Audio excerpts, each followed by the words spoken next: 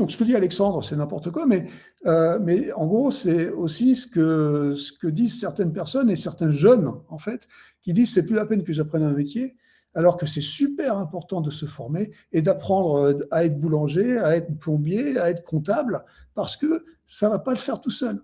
Ouais. Et tu sais, il y a un exemple Euh, qui est intéressant pour moi, c'est Vas-y. l'exemple de la robotique. La robotique, il y a 40 ans, on a mis des robots un peu partout, on mettait des robots partout, on disait c'est bon, on va pouvoir se débarrasser des gens, machin, tout ça. Bon. La réalité, c'est que les robots ont remplacé certaines tâches dans les usines, mais bon, quand tu vas dans une usine, tu vois des gens. Hein.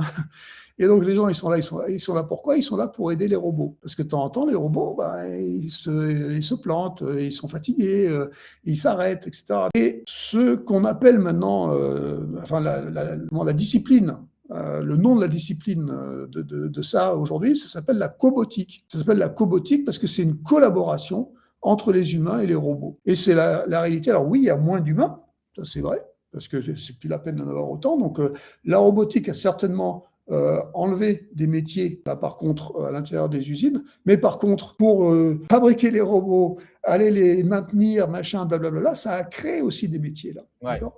Donc, J'ai- net, encore une fois, on revient à Schumpeter, Mhm. net, on est OK. Le seul petit truc en ce moment, c'est l'histoire des jeunes dont je parlais tout à l'heure et Ouais. l'histoire de surtout pas lâcher la formation.